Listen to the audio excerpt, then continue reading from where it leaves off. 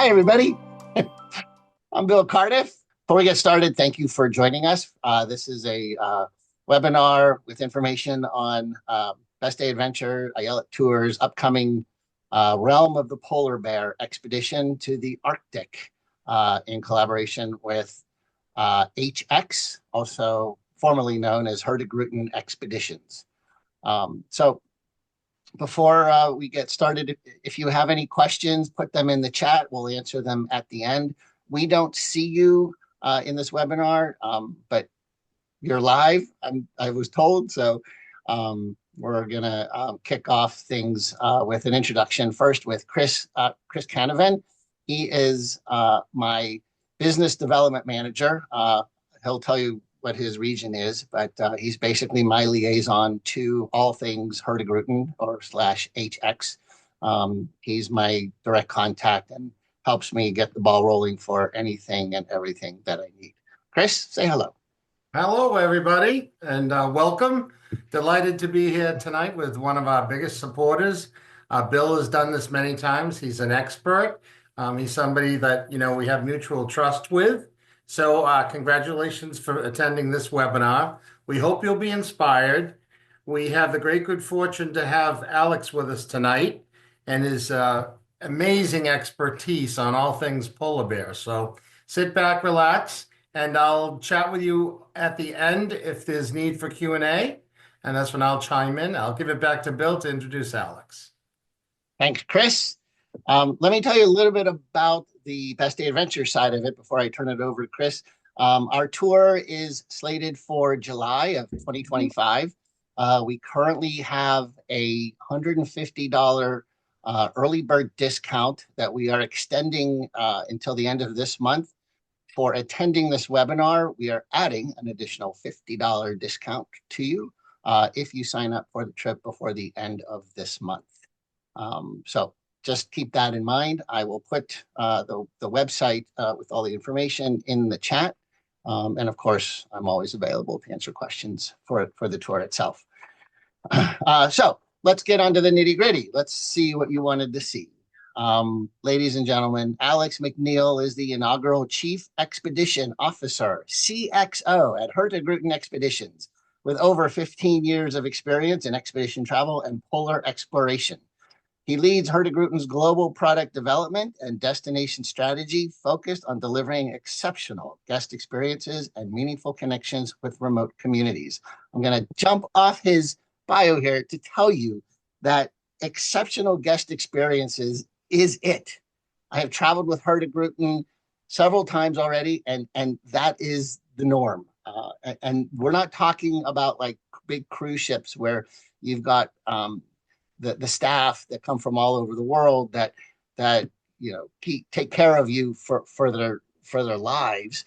We're talking about scientists, biologists, marine biologists, people who are exceptional in knowing the terrain and the landscape that also take care of you on this trip. It's a very unique experience. It's an epic experience. And it's something that if you are on the fence about, you got to jump off the fence and you got to join it. Back to Alex. He is a seasoned innovator in the expedition cruise sector. He has pioneered sustainable travel initiatives and new itineraries, especially in the Northern Canada and Arctic region, where he champions cultural exchange and local partnerships. Hailing from Canada, Alex has a deep connection to the polar regions with extensive experience navigating the Arctic and Antarctic. He has completed nearly 200 expeditions, including 14 journeys to the geographic North Pole. Beyond his role at Hurtigruten, Alex is dedicated to community-focused initiatives through his not-for-profit, the Oxen Network, which promotes collaboration and cultural understanding in the Northern Territories. Without further ado, I hand it over to Alex McNeil.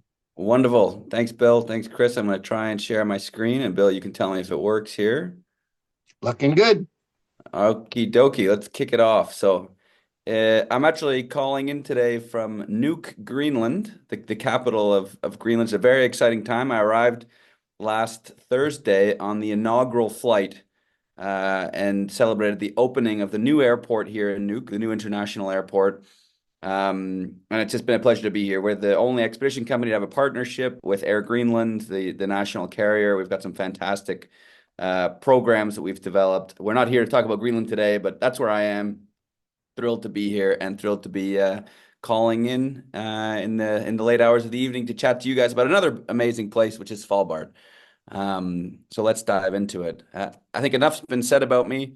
I've traveled. I've had the privilege of traveling to some pretty fantastic places, and also, and to what Bill was saying about guest experience, the privilege of meeting some fantastic people to share those journeys with and be inspired by, because the types of people that choose trips like this that you would be on board with, in addition to the amazing expedition team and guides and crew, are super intrepid travelers, people who are curious, people who are interested in the places they're going, and you'd be in fantastic company.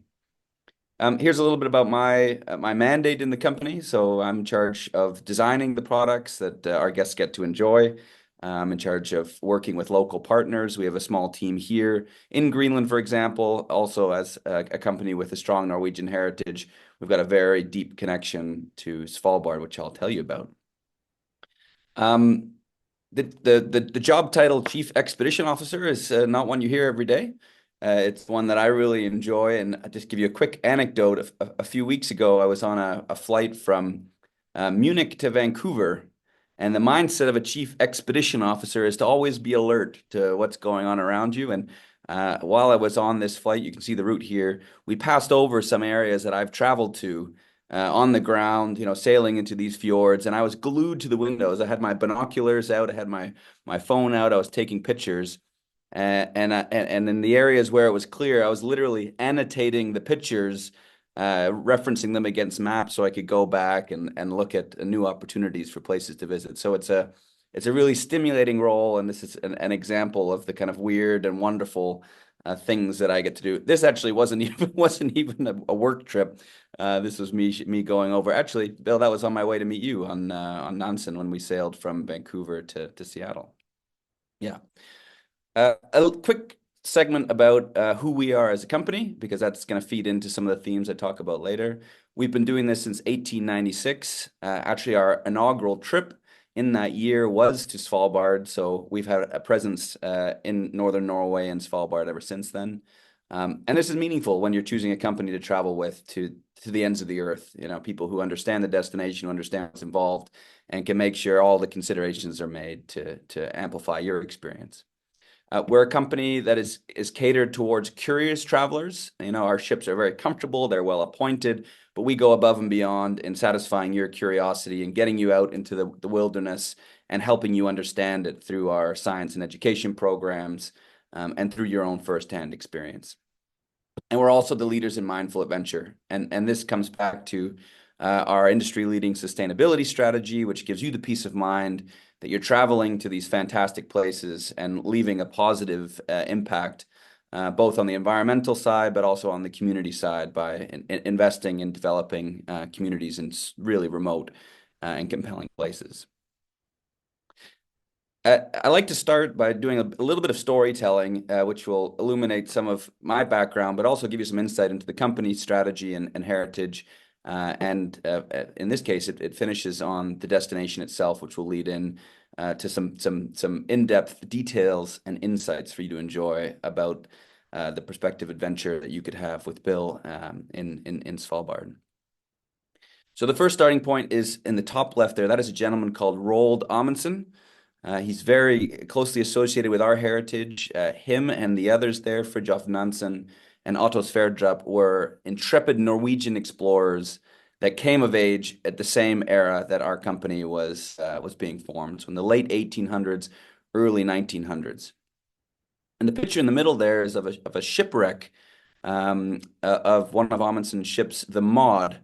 And the Maud spent many years on the seafloor there, and that's in Cambridge Bay, Nunavut. And in 2008, I had the opportunity to go and visit this wreck, and just drifting over it in a Zodiac. The majority of the wreck is only a few feet below the water. And since then, this wreck has actually been lifted up. It's been relocated to Norway. But these historical experiences, being close to history and heritage, are part of the journeys that we offer and will be a part of your experience in Svalbard as well. The second gentleman here is Fridtjof Nansen. This is the explorer that is the namesake of the ship that Bill and I were on in the west coast of Canada, and he's also the person who commissioned and built the original Fram, which is the ship that Bill's chosen to select for you for your trip to Svalbard. And in the late 1800s, Nansen and the gentleman below, Captain Otto Sverdrup, set off on a voyage of discovery with the intention to be the first human beings to set foot at the North Pole. They were not successful. In fact, Nansen was so determined that the ship, which was locked in the ice for a few years, drifting up towards the pole and unsuccessful in his hope that it would drift over the pole, he actually left the ship with another gentleman, Hjalmar Johansen, and tried to get there on foot, on skis in the late 1800s. He wasn't able to do it, and he also wasn't able to find his way back to the ship. So as winter was approaching, he made his way to this point of land here, which is a place called Franz Josef Land. It's the archipelago just to the east of Svalbard, similar latitude, but in what's now the Russian territory. And this point of land here is called Cape Norway. I've been there on multiple occasions. And there I was able to see the remnants of Nansen's overwintering hut, in quotation marks. You're probably wondering, where's the hut? Because in reality, the hut was one log that was covered in walrus skins. And for that winter, Nansen and Johansen spent their time underneath that hut, holding on for their lives until they were able to be rescued the following year. The other story is about Captain Otto Sverdrup. Sverdrup was the first captain of one of Hurtigruten voyages, the voyage I was telling you about before in 1896 to Svalbard. And shortly after that, he took on an exploration up into northern Canada. And in 2010, I was lucky enough to retrace this exact expedition that he took on the Fram, and head up to these northern latitudes in the footsteps of this great explorer. And some of these themes that I've been able to experience firsthand are still present in the company today. So one of them is technology. The Fram, the namesake of the ship that you'll have the opportunity to sail on, was the first of its kind. It was actually built to not fight against the ice, but to withstand it and be lifted out of the ocean and resist being crushed by the ice, as so many other explorers' ship had suffered. And this theme of technology, of ingenuity, of maritime excellence is something that's carried through in the company today. Another theme is greater purpose. So Nansen himself, after retiring from polar exploration, went on to be a humanitarian. He won the Nobel Prize for his role in supporting refugees in the early 1900s. And this is also something that we've been inspired by and carry forward to this day through initiatives like working with indigenous and remote local communities. Another theme you'll find on every HX ship is a focus on science. And this picture here is taken in the 1960s on a US Navy ship. And what the sailor is holding there is a device called a Nansen bottle. So a Nansen bottle is kind of an analog instrument that collects seawater samples at different depths. So as the device sinks into the ocean at various intervals, capsule is opened and then closed, and water can be captured in there. And this was the only method of collecting seawater samples until the 1960s. And as the name suggests, it was pioneered by Fridtjof Nansen himself.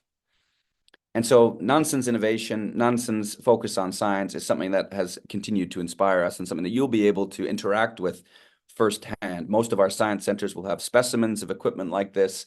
And you'll also have the opportunity, in addition to the onboard education program and the fantastic excursion program, to interact with scientific activities like this.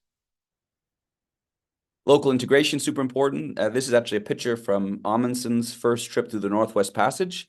in 1903, where he was amongst the first Europeans to recognize the ingenuity and excellence that the Inuit people of that region had in their survival techniques.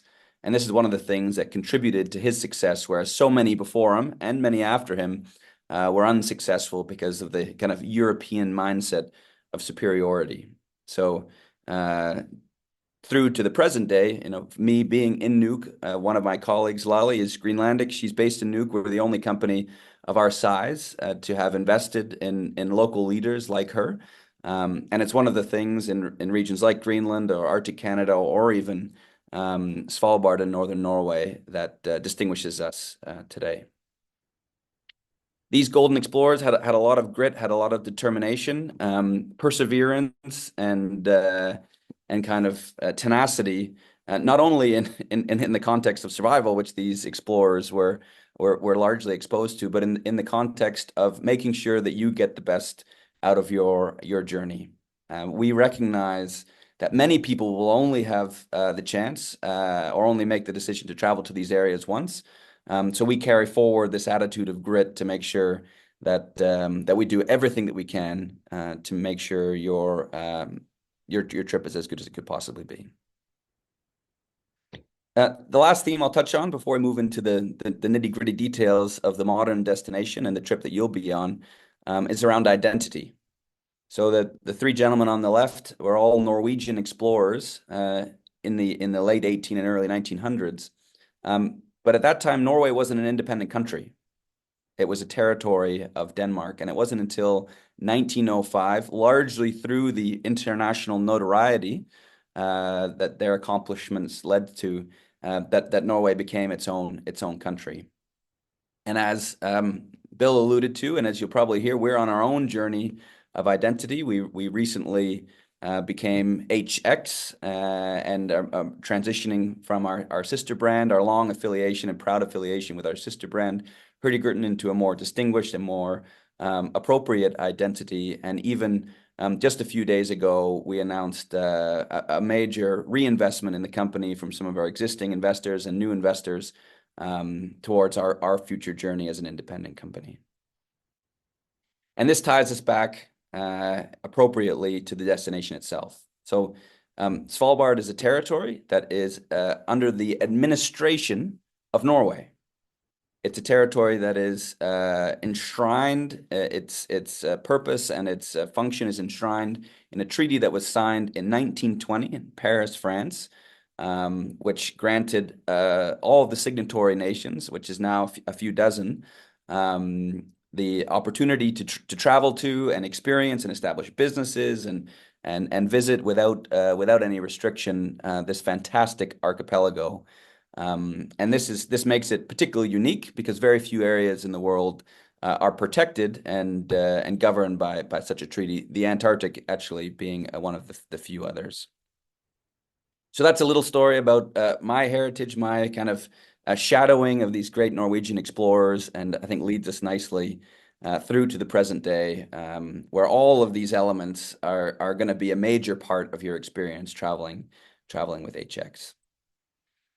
So let's dive into the destination itself. We travel to many different parts of the world, but the one we're going to talk about today is where it all began in 1896, which is Svalbard, which by and far is can be best characterized as the kingdom of the polar bear, which is why I believe this is a trip that Bill has chosen and that you're going to have a really fantastic time enjoying with him and our team on board.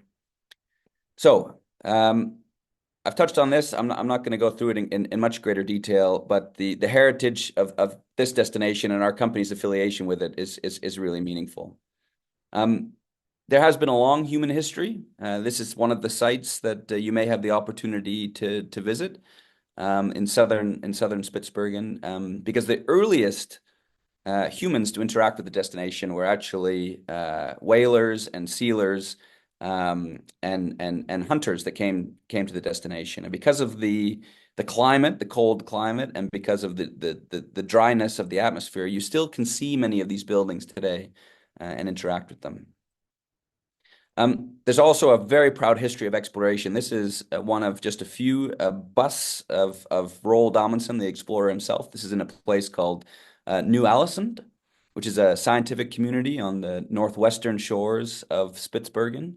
And throughout your journey, you'll be able to hear stories about Amundsen's adventures and adventures of many other explorers who use this archipelago as a platform to attempt to get to the North Pole, to attempt many feats of great bravery. And so, in some ways, you get the feeling through monuments like this and the stories that our team will bring to life of kind of walking in the footsteps of these impressive explorers.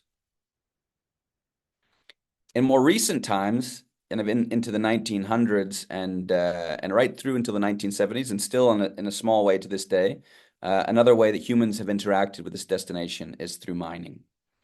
Svalbard has some impressive coal seams, and for many, many, many years, until very recently, that was the primary economy of this archipelago.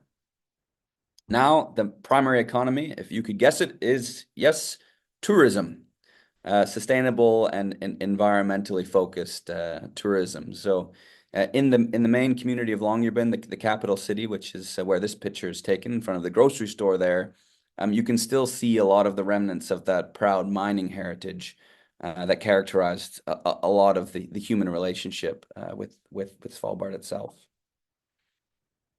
Moving on from the human dimensions to the natural dimensions, Svalbard is a place with just outstanding natural beauty. Scenes like this are around pretty much every corner, whether it's towering peaks, Spitsbergen, which is the name of the main island, which I'll come to. It's actually a Dutch word for pointy mountain. And so when the early Dutch whalers came up to the archipelago in the 1600s, that is how they described it. You know, these impressive jagged features just piercing out from the sea. And cascading down from those alpinous areas are just these completely captivating and dynamic glacial fronts. So one of the experiences that we'll hope to be able to share with you, that we'll almost certainly be able to share with you, is Zodiac cruising and ship cruising around these impressive glaciers. So this is actually Smeerenberg Glacier, which is up in the northwest corner, as you can see on the map there.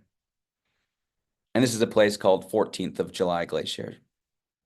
Some of the activities that you'll participate in are ship-based, so you'll be cruising around, taking in the scenery. Some are Zodiac-based, so those small boats you saw in the last picture, where you can go out cruising, looking for wildlife.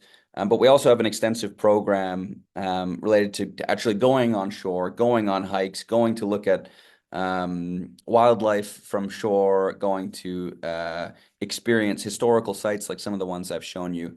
And consistently, the backdrop of your experiences are these stunning, stunning landscapes.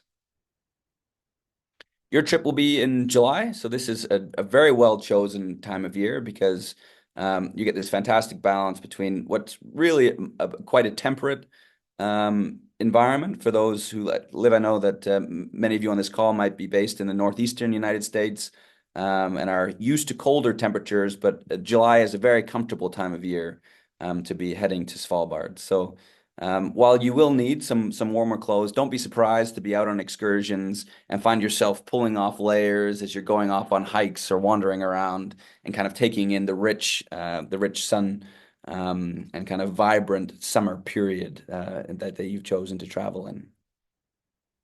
And building on that, on the theme of sun, in July there is 24-hour sunlight in Svalbard. So this is one of the things that makes it so exciting.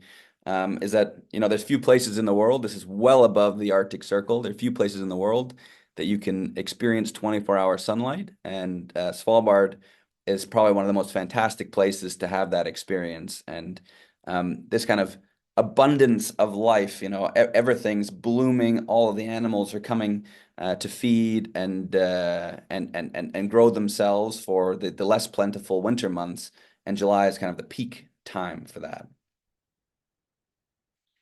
I wanted to take a moment to just orient you to kind of the geography of Svalbard. So the name Svalbard refers to the archipelago overall. It's a large group of islands that the name Svalbard encompasses all those islands. Within that, there's the largest island, which is the island you can kind of see on the left there, is called Spitsbergen. So Spitsbergen is the largest island in the archipelago of Svalbard. But you also have other large islands like Nordaustlandet, Edgeøya, and Barentsøya. There are also two bodies of water that I wanted to point out. One is the Hinlopen Strait, which is where that pointing finger is on the top, and the other is Freemansundet, which is a little bit further south between Edgeøya and Barentsøya. One of the objectives of your trip, one of the possibilities of your trip will be to attempt to circumnavigate the island of Spitsbergen and get a complete picture of the whole archipelago and the whole major island there, which gives a really well-rounded view. Whether you're able to do that or not, and a lot of the experiences that you'll have will be dependent on ice. And ice, it can be a limiting factor, but it is also very much so an enabling factor, because ice is the primary habitat of so much of the wildlife in Svalbard. So this is actually a picture from this year, earlier this summer. And this was the ice conditions. You can see the dark areas of the ocean, and on that this area up on the kind of top left, those white wispy bands are not clouds. That's actually the sea ice. So one of our objectives, and one of the main objectives, will be to search out the sea ice environment, to go into it with the ice strengthened fram, and poke around and look for the wildlife that call this environment home. But what I was talking about is the straits, the Hinlopen Strait and Freemansundet. This is a picture from July in 2023, and you can see in both of those years, those straits were completely navigable, which is a great feature.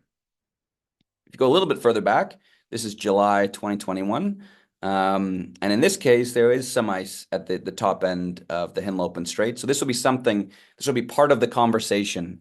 From the moment you get on board, the expedition leader and the captain will be talking to you about what the ice conditions are doing, what possibilities there are.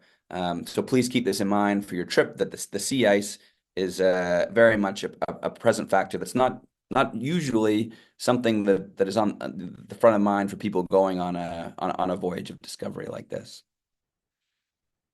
July is a great time to travel because there's accessibility that reduction in sea ice has. This is a picture in May, and although it's hard to make out the difference because the whole archipelago, the land is covered in snow, but in the early season, only the west coast of Svalbard is navigable. So by July, usually the ice has receded far enough that you can still interact with it and get some great wildlife experiences, but it's not restricting you so much that you're only limited to one part of the coastline. As I was saying, this is the prime event, which is going into the ice, searching out the ice, and witnessing polar bears in their natural habitat. And to me, this is one of the top, if not the ultimate travel experience that you can have, is seeing these beautiful animals in the environment that they were designed to be in. This is where evolution has taken them. The sea ice environment, the Latin name for polar bear is Ursus maritimus, so the sea bear. They are a marine mammal that exists in this maritime environment, and that is just the area that they thrive. An interesting part about Svalbard from a biological perspective is that it's at the northern extent of the Gulf Stream. So all of these nutrient-rich waters that come right up the Atlantic, they cross along the coast of Europe, they end just around Svalbard, which keeps it as a relatively ice-free area for much of the year. And it also brings all these nutrients with it. So for polar bears, who are the apex predator in the area, this is what makes Svalbard such an amazing place to see these animals. If you look at this map, this is showing the different subpopulations of polar bears around the world. And you can see the categories there as to the size of the population, which is represented by the size of the circle, the yellow circle, and also the stability of the population, represented by the coloring, green being very stable and red being threatened or declining. And the things I want to point out about Svalbard here, which you've probably noticed already, is that the Barents Sea population, which is largely encompassed by the bears that are living in and around the archipelago of Svalbard, is one of the largest and most stable bear populations in the Arctic. And where I use this chart to show contrast is probably the second most known place to see polar bears, which flourish on as the top of the food chain that is really enabled by the sea ice environment. But the second place is Hudson's Bay, and some of you may have heard of observing bears in Churchill. And this is a part of the story that helps me amplify what I was saying earlier about how amazing it is to see bears in their natural habitat on sea ice. Because the way bears are observed in Churchill, which can also be a fantastic experience, is on land. And the bears are there because the sea ice has declined, and they're kind of waiting, they're fasting, they're holding out hope and kind of just killing time until the sea ice can return and they can get back to that environment that they flourish in.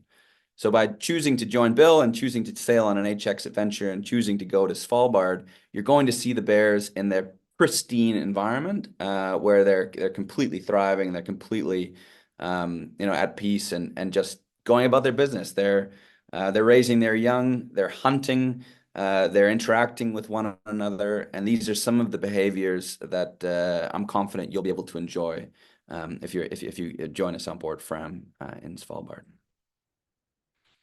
You get all different shapes and sizes of bear. This is a very healthy bear, and the biologists on board will do a lot of interpretation for the bears that you're able to see, speaking about their age, their gender, their life cycle. How the sea ice dynamics of that particular season may be affecting their success in raising young or hunting, and just experiencing them in this kind of environment is really special. I've been to Svalbard maybe somewhere in the vicinity of 30 times, and one of the experiences that I've cherished most amongst all of the things that I've done in the Arctic and Antarctic and everywhere in between is you can be on a ship, and one of the most exhilarating things is the guides will be out with binoculars when you get to the sea ice. They'll be looking at it, and at a certain point, someone will say, "I think I see something. I think I see something move in the distance." And you'll go, "Oh, where is it? Where is it? What's going on?" And eventually, that viewing will become obvious to the populations. The captain maneuvers the ship to a respectful distance from the bears, and then usually what will happen is the captain will stop some ways away and see how the bear interacts with the ship. More often than not, they'll be curious. What is this foreign thing that's here? What are these smells? What are these this new element that's come into my environment? And being very curious animals, sometimes they'll approach the ship.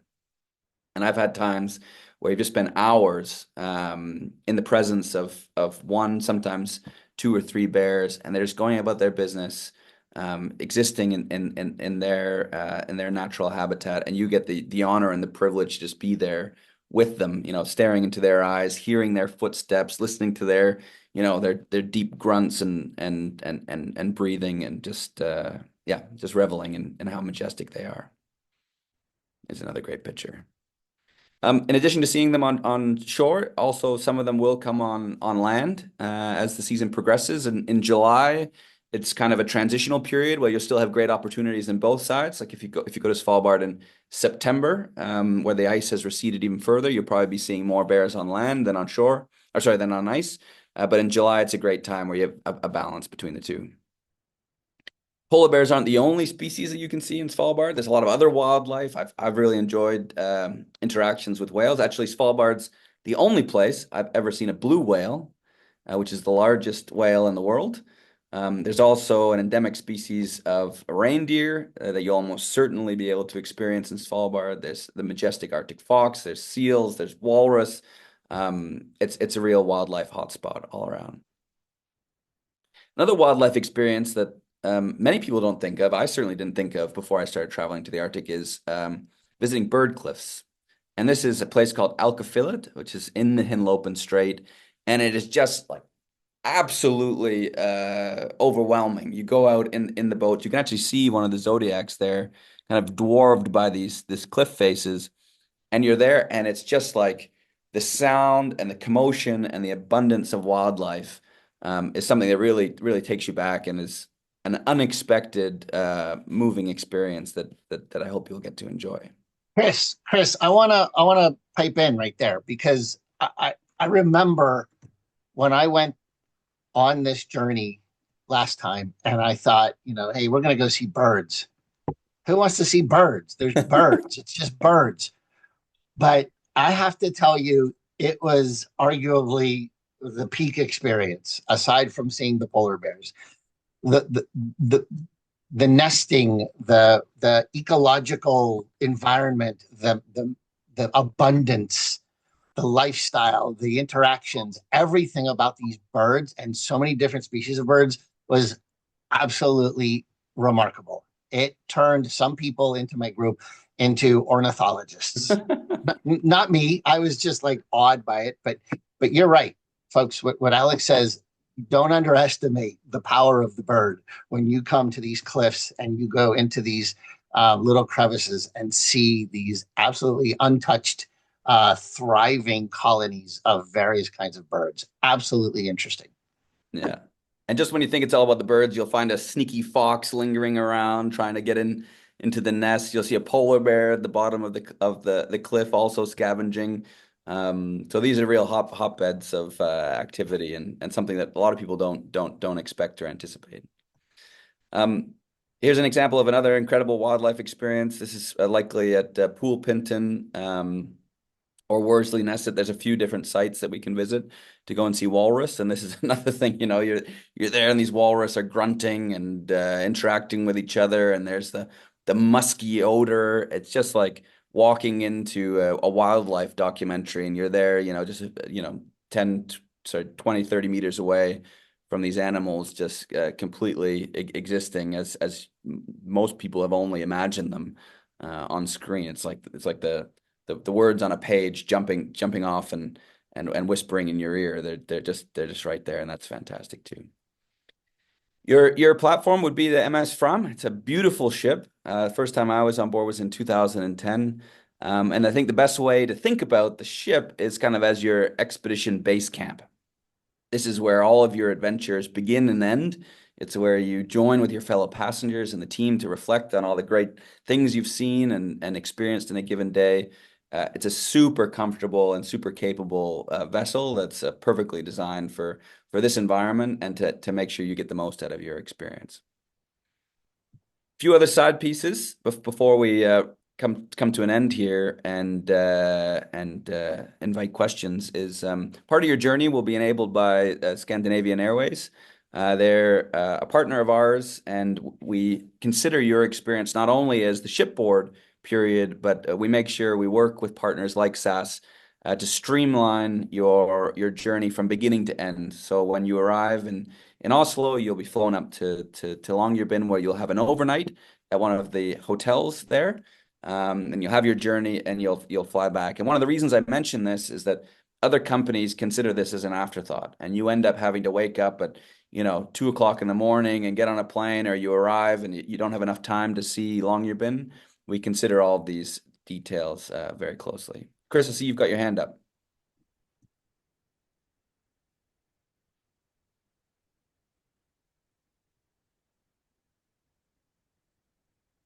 You're Chris? on mute. I do apologize. That was a mistake. Okay. No worries. I thought you were just getting excited as we're coming to the end here.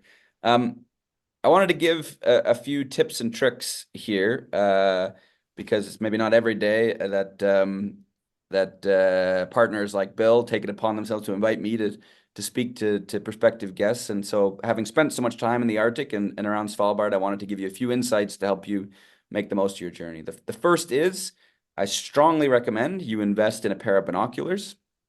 Binoculars really expand your opportunity to interact with the destination, whether it's looking up at the bird cliffs or at a fox or reindeer in the distance, or of course a polar bear.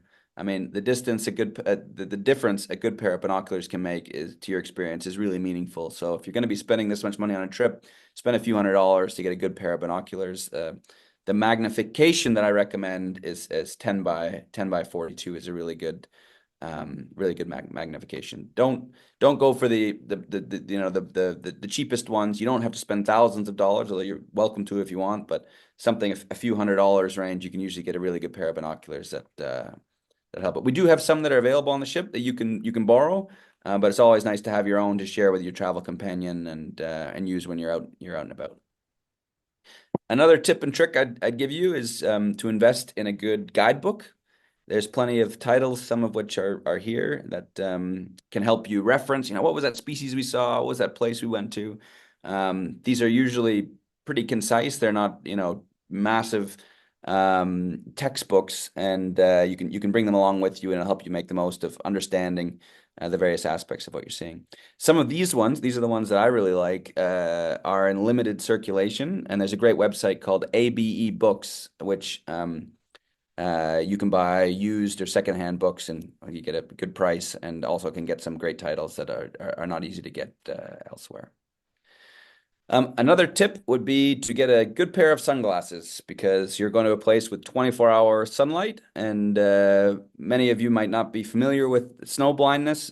Snow blindness doesn't have to involve an abundance of snow, but 24-hour sunlight and being in a maritime environment where you can get reflections can really take a toll on your eyes. So make sure you have a good pair of sunglasses. I recommend, if you can, sunglasses that have kind of shields on the side, because you can also get sunlight coming in indirectly. And the one thing definitely to stay away from is sunglasses with transparent frames. They actually do the opposite effect, and they amplify the sunlight, and it can damage your eyes and give you this itchy kind of irritated sensation. That's something you probably don't want to be suffering from when you're on this adventure of a lifetime.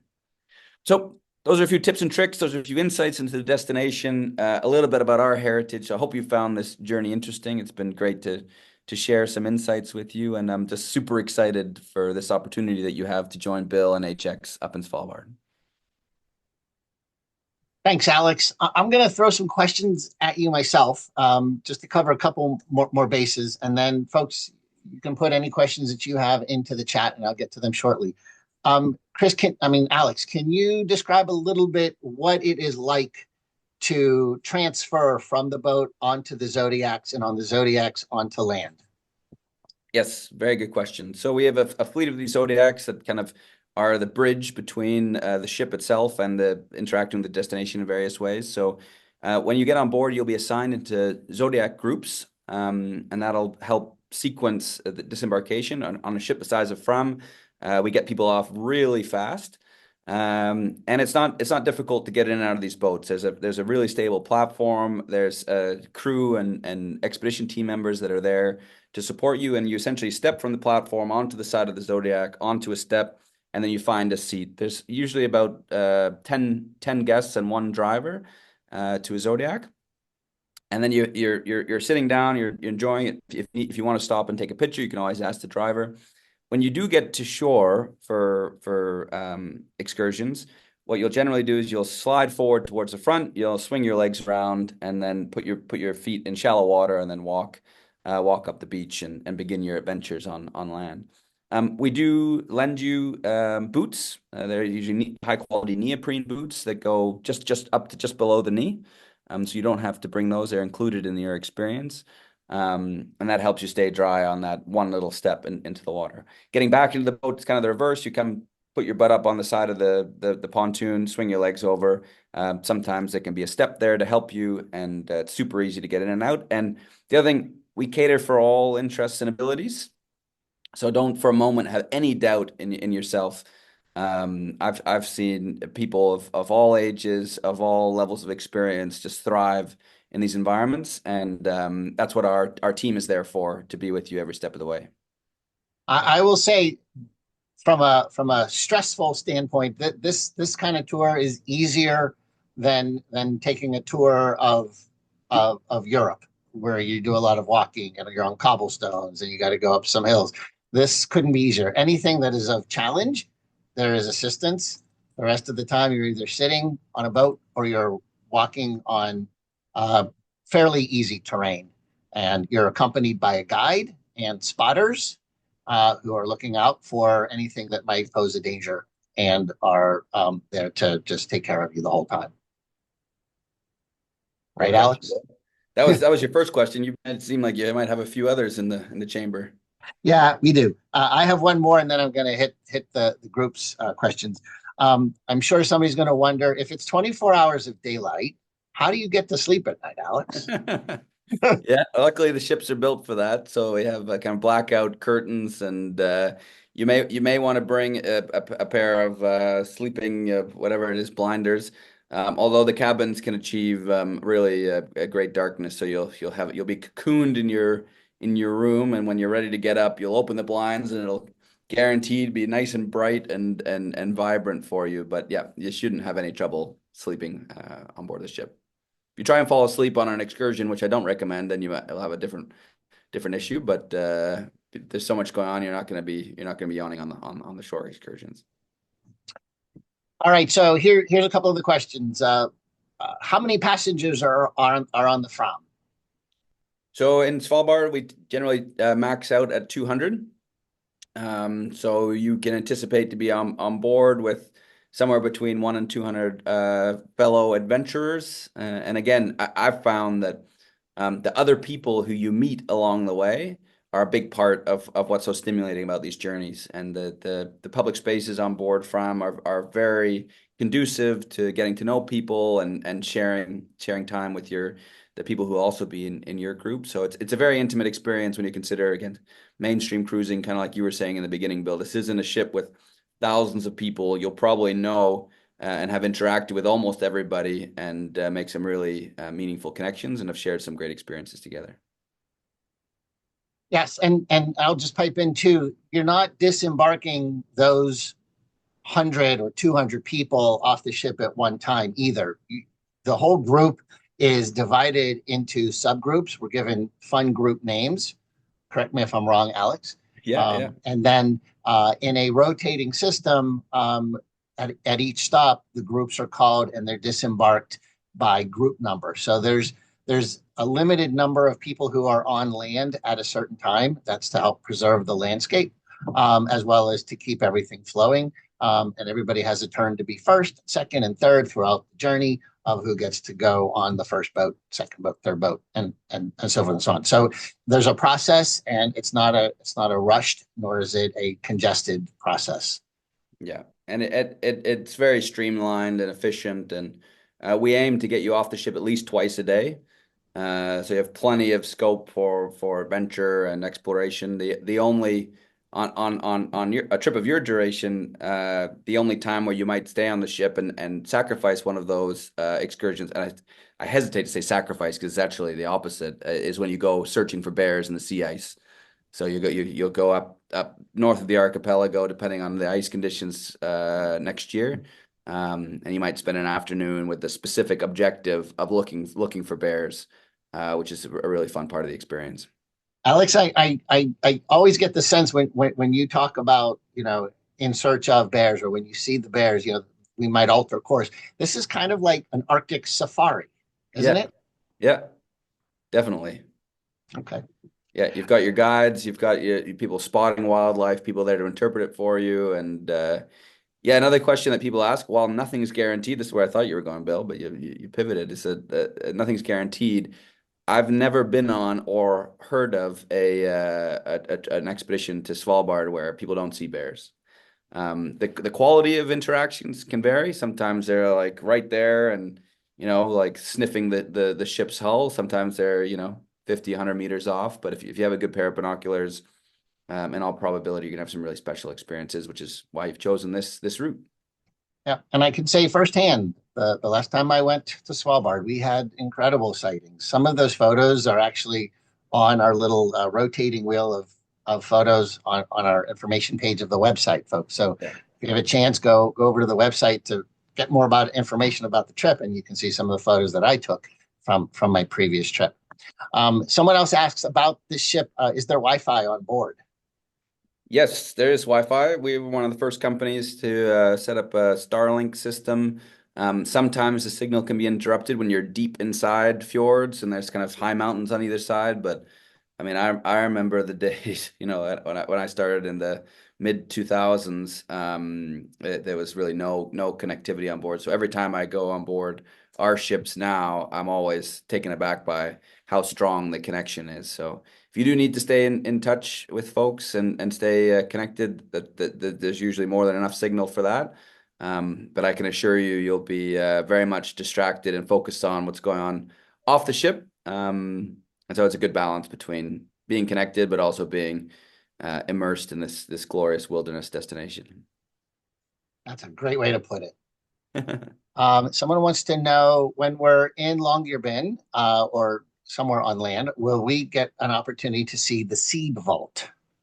Ooh, the seed vault. Yes, you can see the seed vault. It's not far out of town. But usually what happens is so you'll arrive the evening before your trip. And so you'll spend a night at a hotel. One thing I didn't mention here is that the majority of the facilities in Longyearbyen are owned and operated by our sister company, Hurtigruten Svalbard. And we set up excursions for you that you can participate in. And some of them may include visits to the Seed Vault. So if you want to go to the Seed Vault, it's very much accessible. Now, I will say about the Seed Vault, and for those who don't know, the Seed Vault is like I don't know the right way. It's kind of like Doctor Strangelove, like in the event of an apocalypse and we need to repopulate all the plants of the world. There's the highest concentration of plant seeds from around the world stored in this Arctic freezer that's built into the side of a mountain. But for those who want to see the seed vault, you'll be able to see the outside of it. I'm not sure how accessible the inside. I have heard of tours being able to go inside, but don't quote me on that. You'll have to look into that in more detail. Okay. Will there be a chance to kayak? And maybe you could also talk about some of the extra excursions that are built into the program. Yes, kayaking is a great one. So we have opportunities for kayaking. We have opportunities to go and participate in our science program. For those photographers who you might be traveling with, we have a photographer on board who can offer photography focused excursions. But kayaking is always a popular one. So you can express your interests. Svalbard's a great destination for kayaking. We're usually able to get everyone who's interested in going kayaking out for a paddle. So when you get on board, you'll speak to the guide. There'll be a briefing for those who are interested, and you'll get assigned to groups. And yeah, they'll let you know when the opportunities to do that are. But we do have a fleet of kayaks. It's a great destination for kayaking to get kind of up close and personal with the ice features, with the all of that fantastic rush of biological flourishing that Svalbard is at that time of year. All right, the last question that has been sent, unless another one pops up, is what is the average amount of time that we're off the ship at any given time? Average amount of time. I would say an average amount of time is for on Fram is maybe an hour and a half, 2 hours. And I'd say a lot of that is dictated by people's interests. It depends on the destination, depends on the site. Usually the team allocates like a total amount of time that people can have access to, but some people will go for a short walk and come back and want to head back to the ship in 45 minutes. Some people want to push it out as far as they can and go on a long walk, and they might be out for 2 or 3 hours. I'd say the shortest excursion would be an hour. The longest would probably be somewhere around 3. There are some places that you might stay for longer. For example, New Allison, that scientific community, the ship can come alongside and you can explore at your leisure. There's a few others like that. So I'd say a reference point is anywhere between 1 and 3 hours in the morning, 1 and 3 hours in the afternoon. So basically what you're saying is there's not a scheduled itinerary. I mean, we are circumventing the archipelago, but the timing and the directions and all that is pretty much predicated on weather and interest and time and captain and us and lots of things. Yep. We have certain objectives, which I've shared. We want you to see polar bears. We want you to get out for an average of 2 excursions a day. We want you to be able to circumnavigate the large island of Spitsbergen. see the other wildlife species, but the order in which those objectives are attempted and accomplished varies. So you might circumnavigate or attempt to circumnavigate clockwise. You might go counterclockwise. You might spend more time in one place than another. And this is what's amazing about expedition cruising as a method of travel is everything is bespoke. No two trips are the same. And you can maximize your opportunities based on local conditions through the knowledge and insight of the captain and expedition leader who are empowered to make those decisions. Okay, that's all the questions that I see being questioned. I'm going to just say a couple of things real fast, folks, because we're almost at our hour. Alex initiated or indicated before that we go to Longyearbyen and we do an overnight there before we depart for the cruise. Prior to that, we will gather in Oslo, Norway. The program actually begins with the flight from Oslo Airport to Longyearbyen. I have put together an optional pre-cruise in Oslo, 1 or 2 nights. The 2-night package is a full-on touring package. The 1 night is an early arrival just to get there before our group flight the next day. You probably want to at least be there 1 night early, and that way, you're safe and you won't miss the charter flight. But either case, details on the pre-cruise package are on the website, and it's not through Hurtigruten. It's something that I put together, and we have hotel rooms, we have a touring package, we have some meals, and so you have a chance to spend a little bit of time in Norway and get there safely and enjoy some time while you're there instead of just coming and then heading out straight north. So details of that are on our website. Folks, I know this is not an inexpensive trip. And there's a reason for that. The uniqueness, the inclusions, the specialty experience.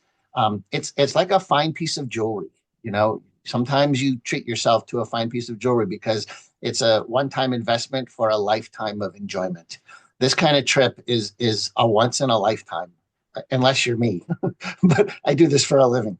But most of you are only going to go to this place once in your life. And I promise you, it's epic. It is beyond your wildest dreams. It is something that you have never and will never experience in any way, shape, or form anywhere else that you go. Hurtigruten HX is a trusted company. I've worked with them before. We have a relationship. I will be with you every step of the way, and you will be well taken care of. And it will be well worth every single penny that you spend and more. The lifetime experience that you get out of this will never, ever leave you. And it will open up your eyes to a new place in the world and new species of animals that you will never have seen otherwise. So sign up before the end of the year, and you'll get $200 off our pricing. Details are on our website, and we would love to have you. If you need to reach me, I do have to tell you, I'm actually leaving for another one of my tours the day after tomorrow. I'm going to be in Morocco for the next 2 weeks. So if you have questions over the next 2 weeks, please email me, bill@ayelet.com or bill@bestdateadventures.com. And I'll answer your emails. I won't be able to talk to you until I get back after December 15th, but you'll still have time to sign up for the trip after that. If you do require a phone call in that interim, I'll have one of my colleagues give you a call. But I am available by email. And so you can feel free to be in touch with me that way, and I will answer any question that you have. Yeah, that's pretty much everything. Let me see if there's any last questions that popped up. There's one more. When should we be making flight reservations at the end of the trip? Okay, folks, if you go onto our website, we have the flight parameters. We have the schedule for the charter flight, as well as our recommended international flight that you should book into and out of Oslo. That's all you need to do is into and out of Oslo. The charter flight we take care of on our end. All of those times and the whole schedule is on our website. If you need help booking your international flight from your home city to Oslo, we have an air department. You would contact Angie. her contact information is also on our website. Contact Angie. She'll help you get your flights into and out of Oslo. That is all the questions that I have. I want to thank you all for attending. I hope this generates some interest. I know there's some people on this webinar who are already signed up. I know there's some people who are looking for more information and will hopefully sign up afterwards. I hope you do. We will have a wonderful group. We'll have special group activities on board, not just the cruise. I'm not just there to, to just explore everything with you. I'm there to create group camaraderie, do some special activities, make you feel like you belong to a group. And with the added amenities and extra service that you get, it will be above and beyond everything else. Chris, you got anything to say? I do. I just wanted to say thank you to both of you. I am so fortunate that every time I listen to Alex do his storytelling hour, I learn something very valuable, and I'm incredibly grateful for that. And to the rest of you out there, I want to make one suggestion, and that's that you strongly consider doing the 2-night pre-cruise stay in Oslo. As Bill mentioned, it's a long way to go. You may only go there the one time. There's certainly a lot to see in Oslo. I'm a big fan of Oslo. And then you'll have the peace of mind on your trip to Longyearbyen to be there in time, rested and ready to go on your fantastic journey. Lastly, I'd like to say thank you to Bill and congratulate you for all being with Bill. He's a trusted partner of ours, as I said. We don't do this for just anybody. And the very, very last thing would be to say thank you to Alex. He's in Nuuk, Greenland, as he said, and it's after 11 o'clock at night there. So thank you very much, Alex, and everybody have a great night. My pleasure. Thank you so much, Alex. Thank you, Chris. All right. Good night, everybody. See you all. Bye-bye. Bye.